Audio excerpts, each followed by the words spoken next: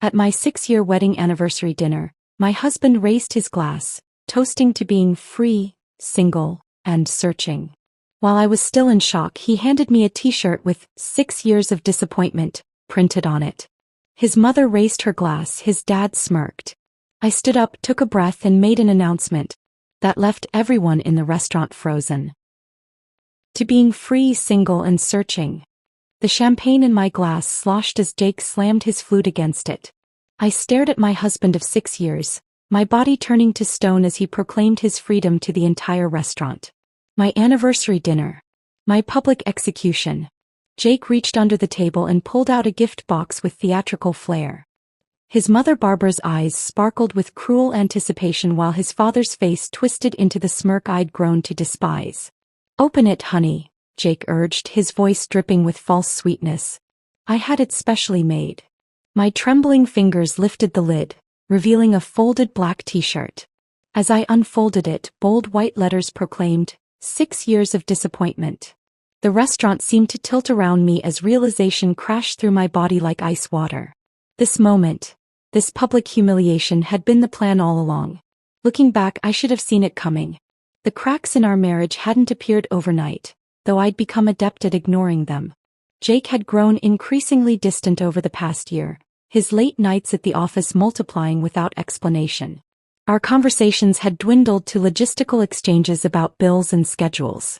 The spark that had once drawn us together had faded to cold embers. "Working late again?" I'd asked 3 months earlier, watching him adjust his tie in our bedroom mirror. "Big client," he'd mumbled without meeting my eyes. "Don't wait up." I'd noticed the cologne then, not his usual scent but something new. When he returned past midnight, he'd shower before coming to bed, claiming the office was stuffy.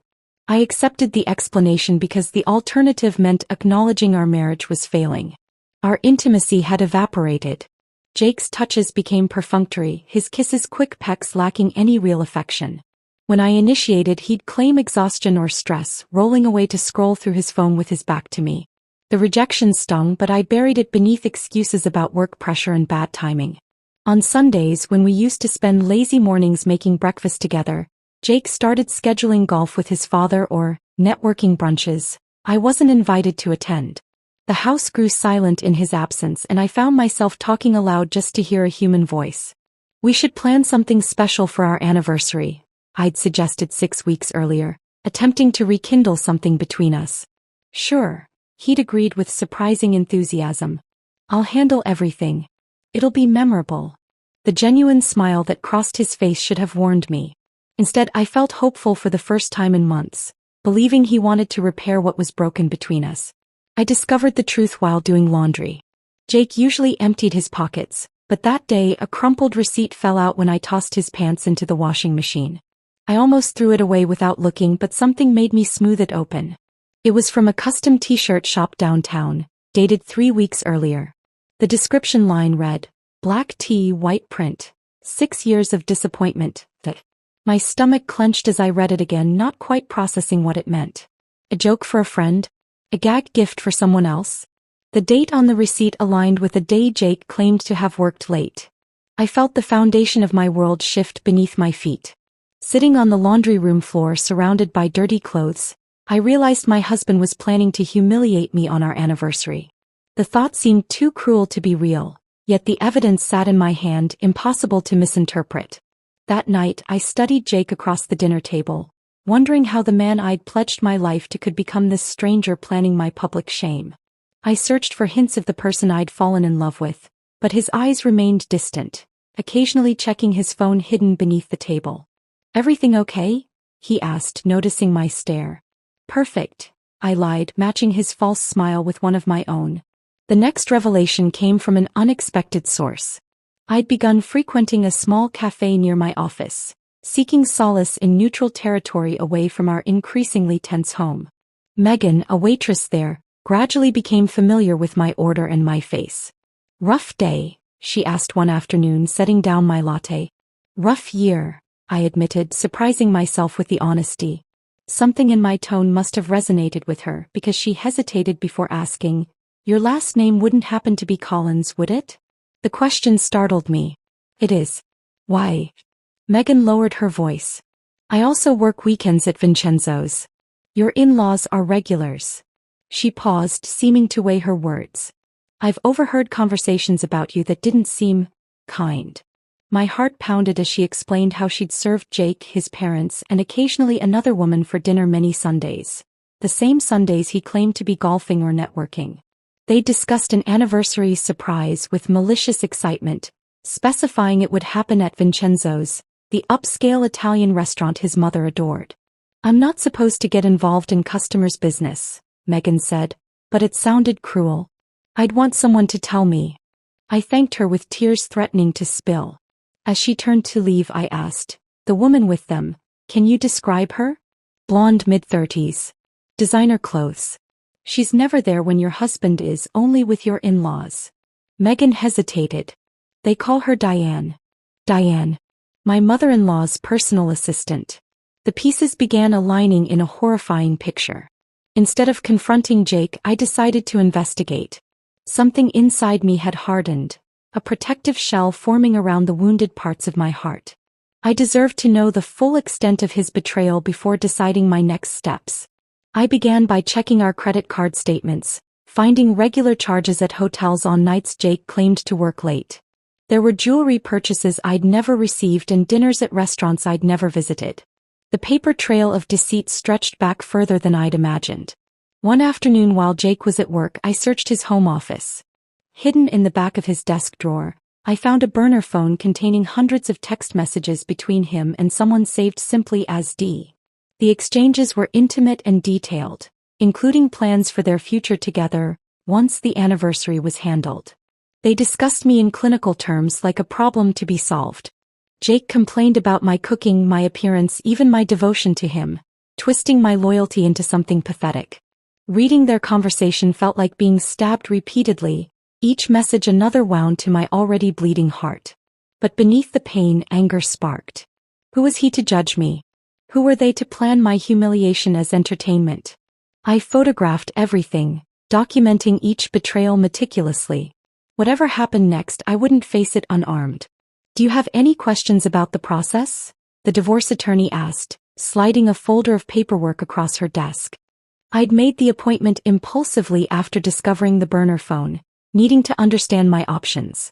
Attorney Sarah Reeves had come recommended as someone who handled high-conflict divorces with discretion. What about financial protection?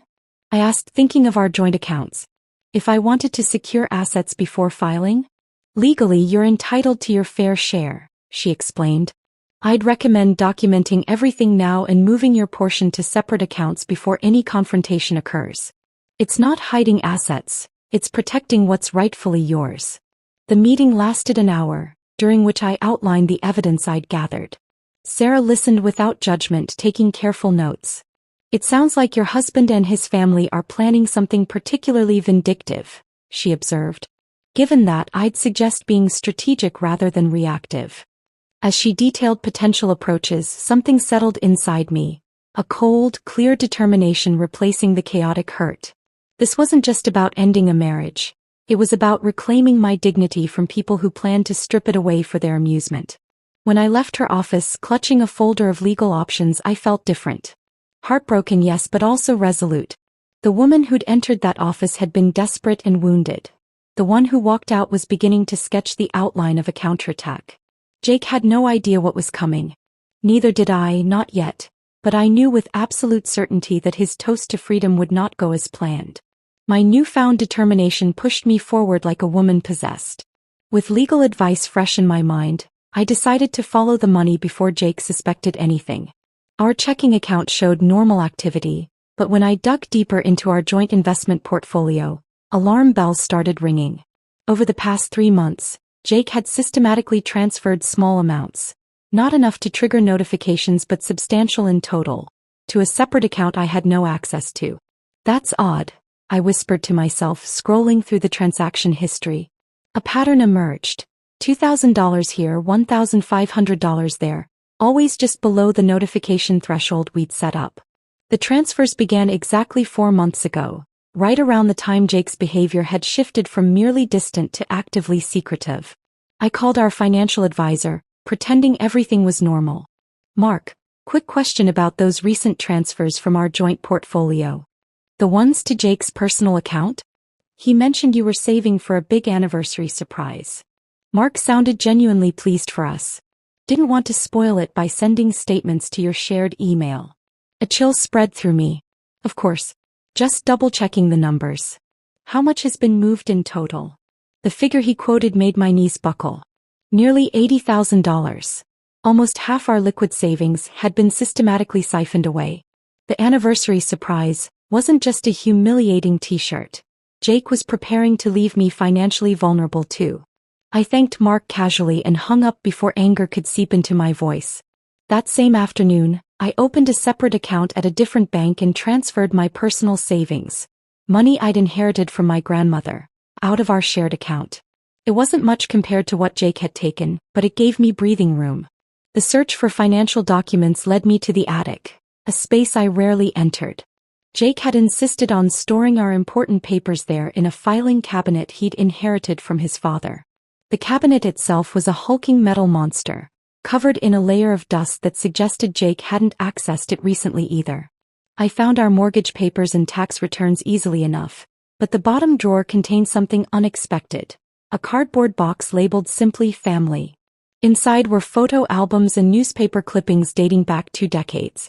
Most featured Jake's parents at various social events, testimonials to their status in our small community.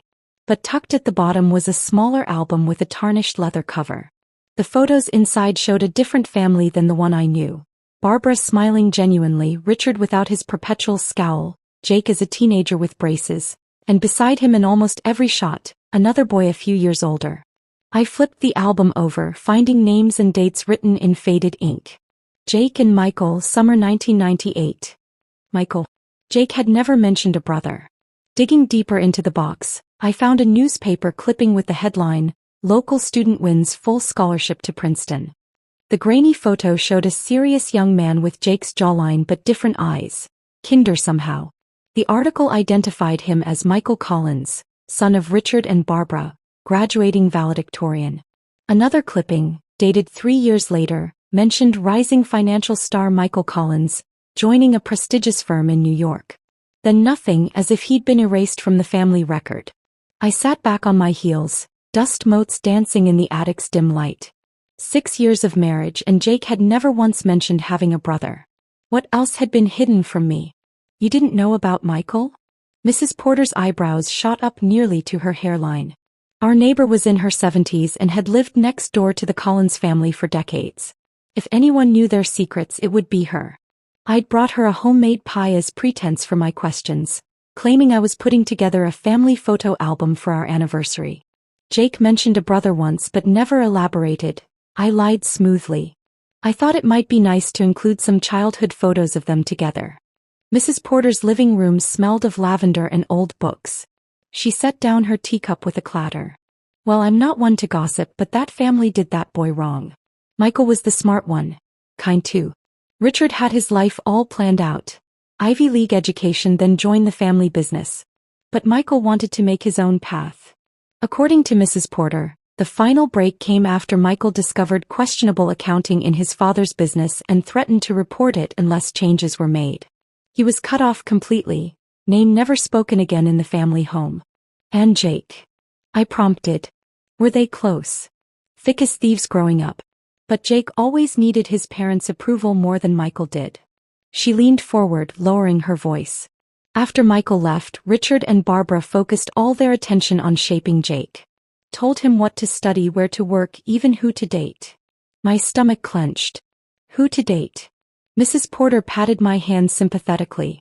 They never thought anyone was good enough for their remaining son. When Jake brought you home, Barbara spent weeks telling everyone you were temporary. Even your wedding. Remember how they insisted on changing your colors from blue to burgundy? Barbara told my daughter it was because blue wasn't sophisticated enough for Collins family photos. I remembered the color change, how I'd given in to keep the peace. How many other decisions had been influenced by the Collins family's manipulation. They control everything in Jake's life, Mrs. Porter continued. That fancy job. Richard pulled strings. Your house. Barbara found it. I've always wondered how much of your marriage was Jake's choice and how much was their orchestration. I left Mrs. Porter's with my mind spinning.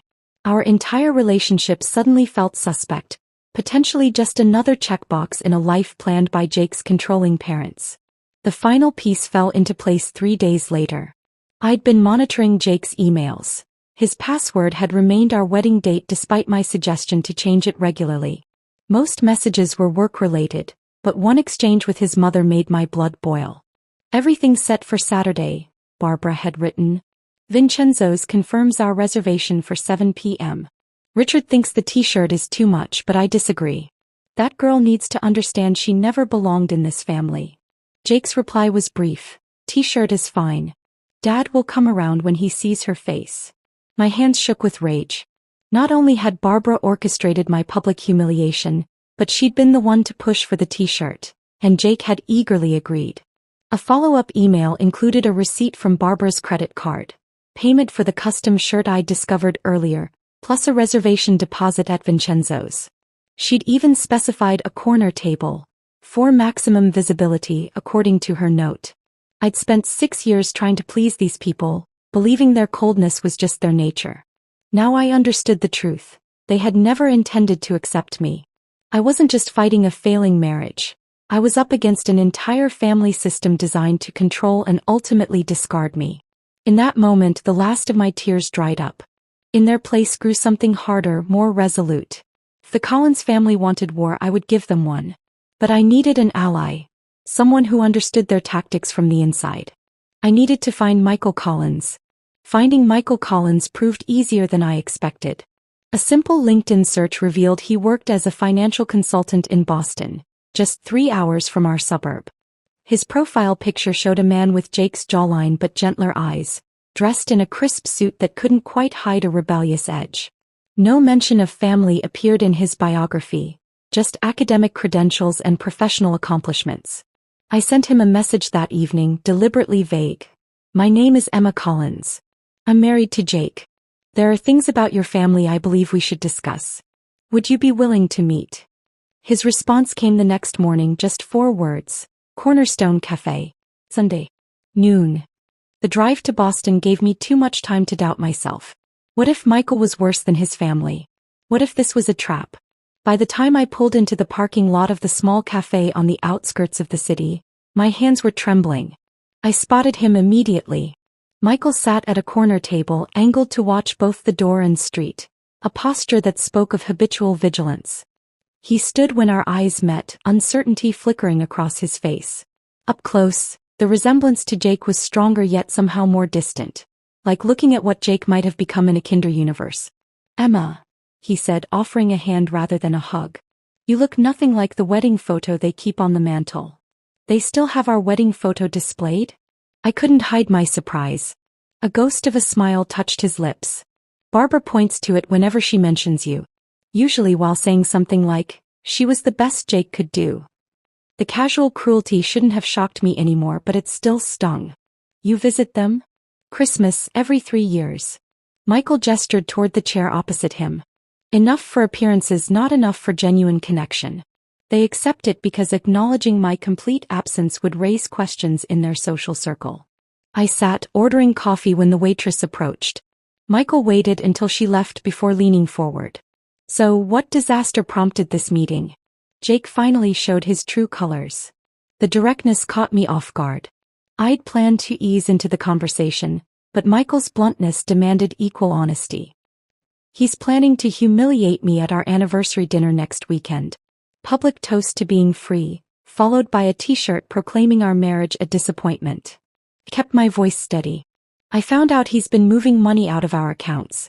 Your mother helped plan the whole thing." Michael's expression didn't change, but something hardened behind his eyes. "Sounds about right. Dramatic public scenes are Barbara's specialty." He studied me. "Most people would just file for divorce and leave.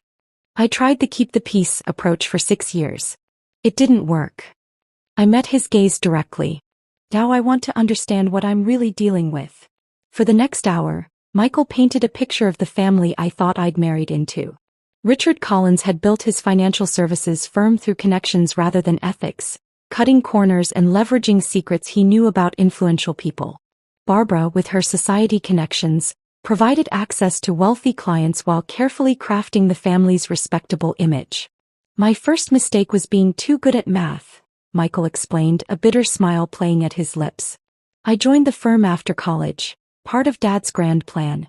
3 months in, I noticed discrepancies in certain client accounts. Small percentages skimmed systematically over years. When he confronted his father, Richard offered justifications about management fees clients had verbally approved. When Michael pushed back, threatening to report the irregularities, the family response was swift and absolute. They gave me a choice: fall in line or be erased. Michael's voice remained even, but his knuckles whitened around his coffee cup. I chose erasure. Left town that night with what I could pack in my car. By morning, my bank accounts were frozen, my credit cards canceled, and my name removed from the company website. And Jake? I asked softly. Jake called once about a week later. Said he wanted to understand my side. Pain flashed across Michael's face. Then I heard Dad's voice in the background asking who he was talking to. Jake said no one, and hung up. That was 12 years ago. The casual betrayal felt familiar, echoing Jake's treatment of me. He never mentioned having a brother. Not once in 6 years. Michael nodded as if this confirmed something. Jake was always desperate for their approval. I was the heir, he was the spare, until I wasn't, and he got everything he ever wanted. Including their full attention, which is both a gift and a curse. They controlled everything, I murmured, remembering Mrs. Porter's words. Even who he married. Especially that. Michael's gaze softened with something like sympathy. Let me guess, they introduced you? Barbara probably mentioned how perfect you'd be for Jake within 5 minutes of meeting you. The accuracy sent a chill through me. We'd met at a charity gala Barbara had insisted Jake attend. She'd called me refreshingly unpretentious when Jake introduced us. What I'd taken as a compliment now revealed as calculation. They wanted someone they could control, I realized aloud. Someone grateful to be included in their world who wouldn't ask too many questions. And when you eventually did, the countdown to replacement began. I felt sick. They never saw me as family. I was always temporary. We moved to a small park after the cafe, continuing our conversation on a bench overlooking a pond.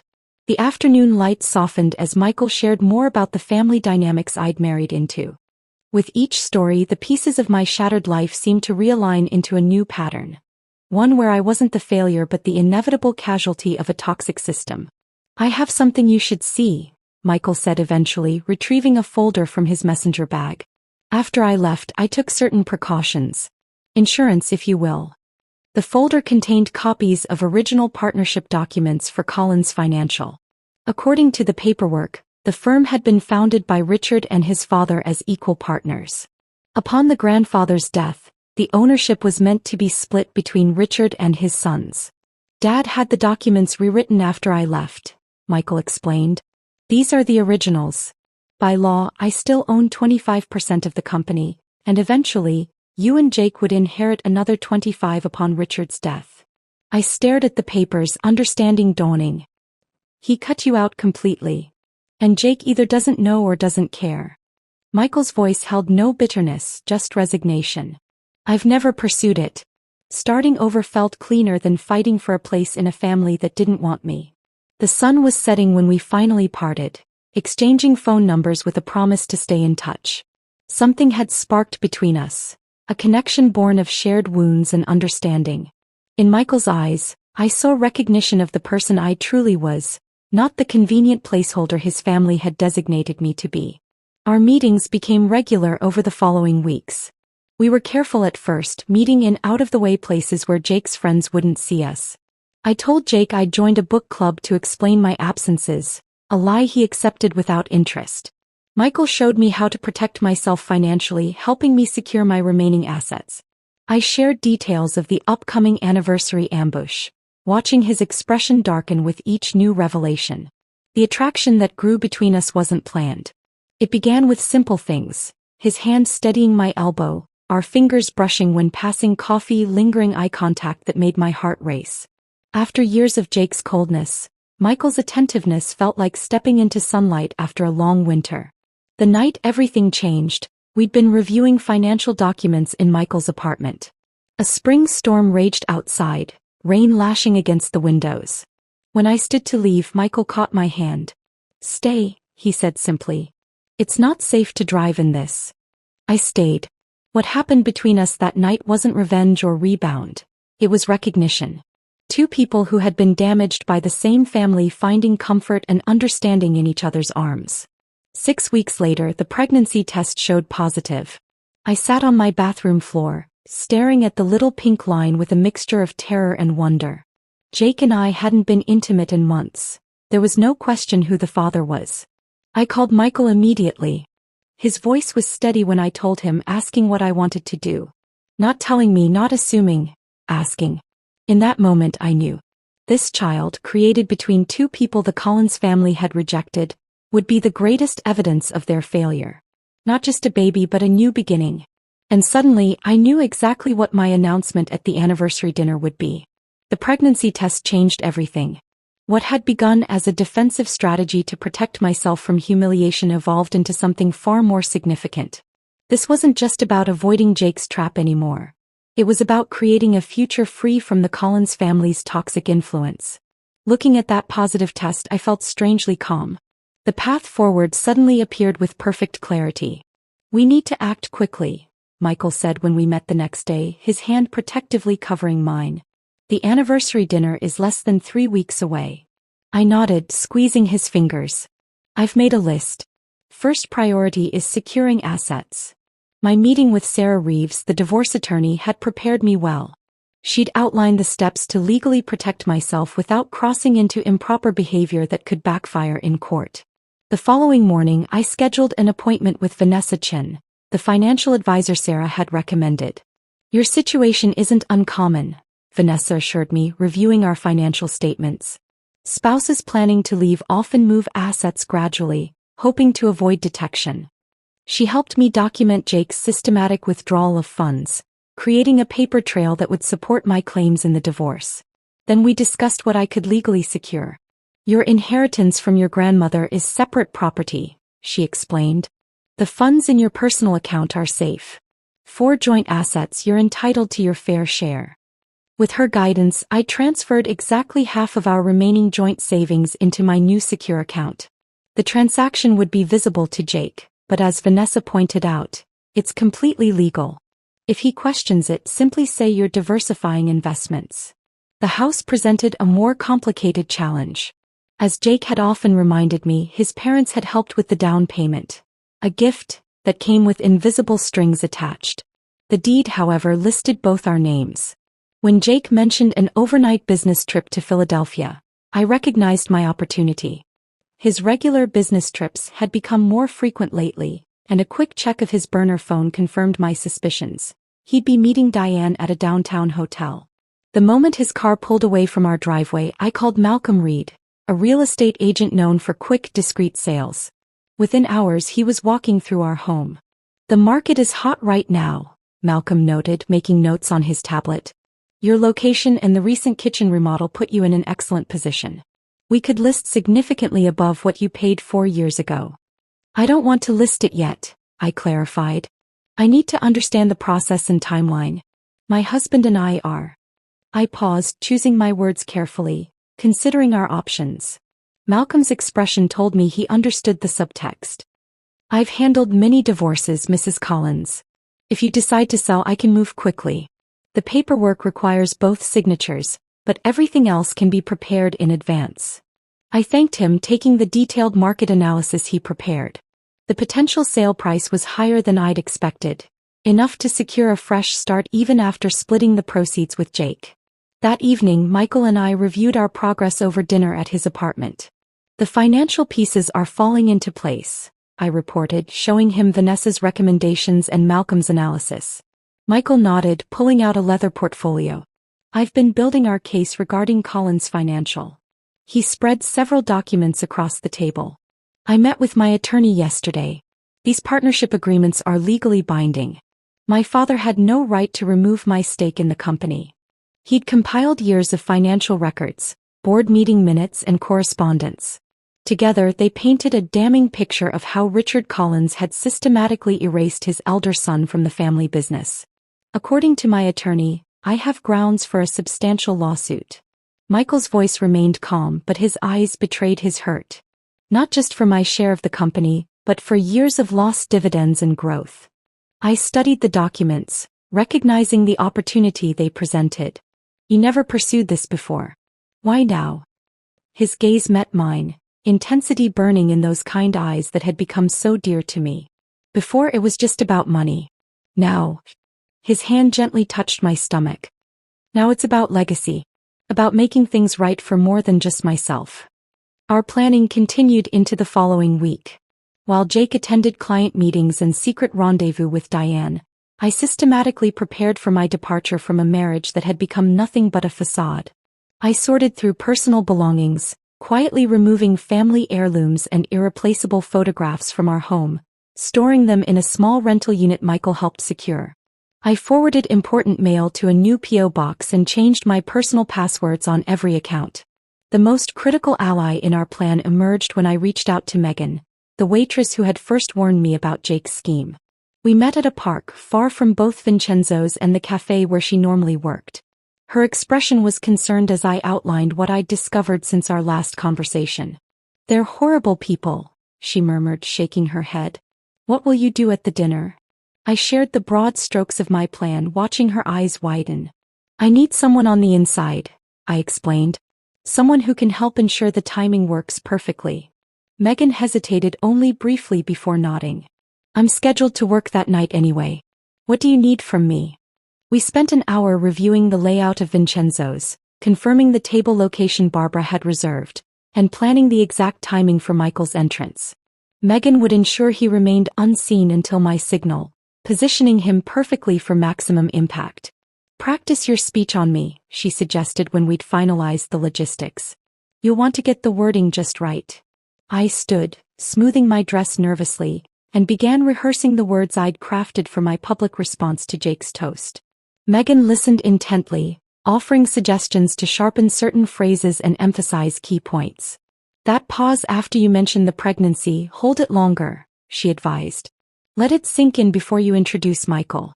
And make sure to look directly at Barbara when you reveal the documents about the company." We practiced until the words flowed naturally, my voice growing stronger with each rehearsal. By our third run-through, even I was convinced by my performance. "You're going to destroy them," Megan said with quiet satisfaction. "And they deserve every bit of it." The final piece of our plan came together when Michael's attorney confirmed the paperwork was ready. The legal documents asserting his claim to Collins Financial had been professionally prepared, copies made for each family member present at the dinner. Nothing would be officially filed until after our announcement, a courtesy Michael insisted on despite everything his family had done. "I want to see their faces when they realize what's happening," he admitted. "Is that petty of me? After what they've done to both of us?" I squeezed his hand. "I'd call it human." The night before the anniversary dinner, I stood in our bedroom, looking at the dress I'd chosen for the occasion. A deep blue sheath that projected confidence and control, not the burgundy Barbara had pressured me to wear for family events. Jake was working late again, giving me time for final preparations. I packed a small overnight bag with essentials and placed it in my car trunk. All important documents were secured in Michael's apartment, along with the items I truly cared about. Whatever happened tomorrow night, I wouldn't be returning to this house that had never really felt like home. Michael called as I was finishing my preparations. "Are you ready for tomorrow?" His voice held both concern and determination. "As ready as I'll ever be," I answered honestly. "Scared but certain. Remember, whatever happens, we're in this together now." The warmth in his voice steadied me. One way or another, after tomorrow night, they can't hurt either of us again. I thought about the child growing inside me. A new Collins who would never know the manipulation and cruelty of Richard and Barbara, who would be raised with love instead of control. Whatever came next wouldn't be easy, but it would be real. "Tomorrow then," I said softly. "The beginning of the rest." As I hung up, I heard Jake's key in the front door. Taking a deep breath, I prepared to play the unsuspecting wife one final time. Soon, very soon, the masks would come off for good. The day of our anniversary dawned bright and clear. A perfect May Saturday that offered no hint of the storm about to break. Jake had been unusually attentive that morning, bringing me coffee in bed, a gesture so out of character it only confirmed what I already knew. His smile didn't reach his eyes as he reminded me of our dinner reservation. 7 o'clock Vincenzo's, he said, straightening his golf shirt. Mom and Dad are looking forward to celebrating with us. I wouldn't miss it for the world, I replied, matching his false enthusiasm with my own. He left for his pre-anniversary golf game with his father, giving me the day to make final preparations. Michael and I spoke briefly by phone, confirming he understood the timing. Megan texted that she was scheduled for our section of the restaurant. Everything was aligned. At 6:30 I stood before the mirror in our bedroom, smoothing the fabric of my blue dress. My hands trembled slightly as I fastened my grandmother's pearl earrings, the only family heirloom I truly valued. The woman staring back at me looked calm, composed, even beautiful in a way that had nothing to do with makeup or clothing. It was the serenity of absolute certainty. Jake was waiting downstairs, dressed in the charcoal suit I'd once told him was my favorite. Another calculated detail in his performance. "You look nice," he said, his tone suggesting mild surprise. "Thank you. It's a special occasion after all." I smiled, picking up my purse. Inside was everything I needed for tonight. Copies of the financial records, the partnership documents, and a small velvet box Michael had given me yesterday. The drive to Vincenzo's passed in silence, broken only by Jake's occasional comment about traffic or weather. I noticed his knuckles whitening on the steering wheel as we approached the restaurant, his only visible sign of anticipation. Richard and Barbara were already seated at the corner table when we arrived, exactly as Megan had predicted. Barbara wore an expensive burgundy dress, the Collins family color, and a smile that didn't warm her calculating eyes. Richard stood to greet us, his handshake firm and impersonal as always. 6 years, Barbara mused as we settled into our seats. It hardly seems possible. Time flies, I agreed pleasantly. So much has happened since the wedding. Jake signaled for champagne immediately, his knee bouncing nervously under the table. I caught Megan's eye as she approached with menus, her subtle nod confirming everything was set. The first course arrived in a haze of forced conversation. Barbara dominated the table with stories about their recent country club events, while Richard occasionally interjected with comments about the market. Jake kept checking his watch, his attention clearly fixed on some predetermined moment. "Do you remember our wedding toast, Jake?" I asked innocently during a lull.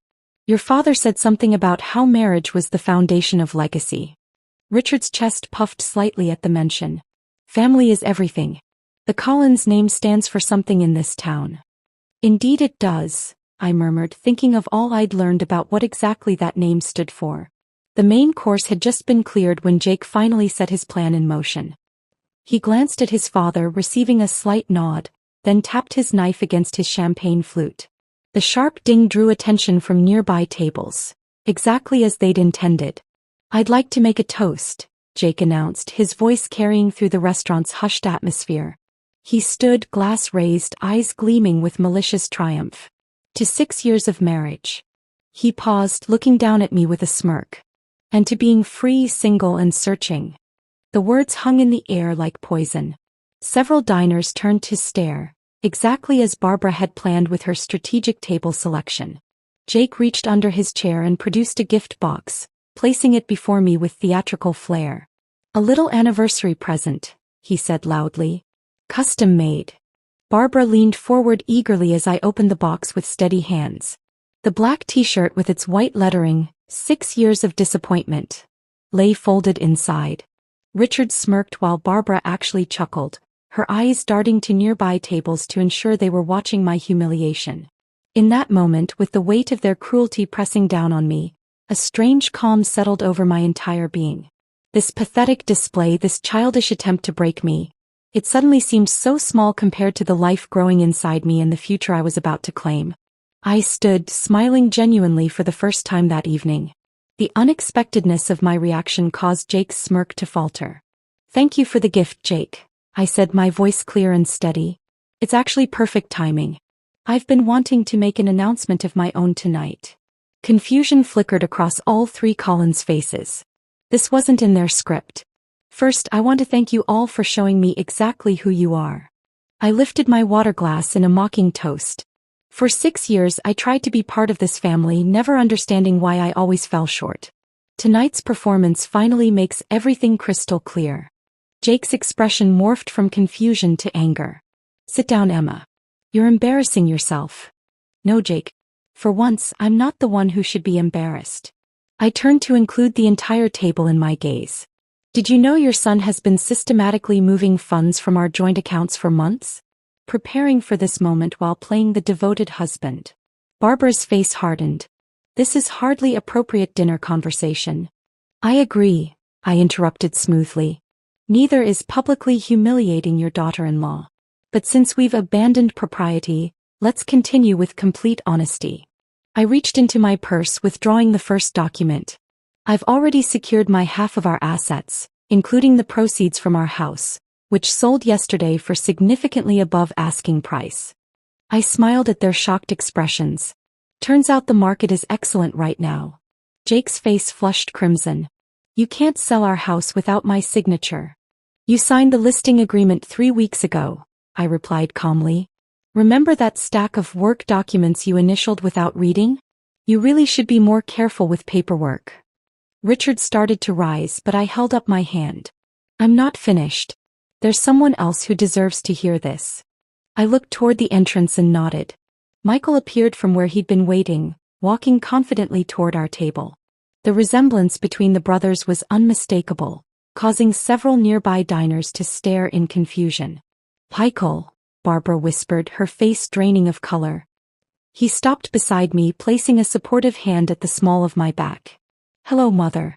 That little brother. It's been a while. The stunned silence that fell over the table was deeply satisfying. Richard recovered first, his voice a harsh whisper. What is the meaning of this? Family reunion, I answered. Long overdue, wouldn't you say? Jake stared at his brother, then at me, comprehension slowly dawning. You and him, you've been getting to know each other, I finished. Comparing notes on the Collins family dynamics. It's been quite illuminating. Michael placed a folder on the table. These are copies of the original partnership agreements for Collins Financial. As you can see, I still legally own 25% of the company, despite Father's creative accounting suggesting otherwise. Richard's face contorted with rage. You have no proof. We have every proof, Michael countered calmly. Bank records, original documents, witness statements. My attorney has prepared everything for filing first thing Monday morning. I placed my hand protectively over my still flat stomach, delivering the final blow. And one more announcement before we go.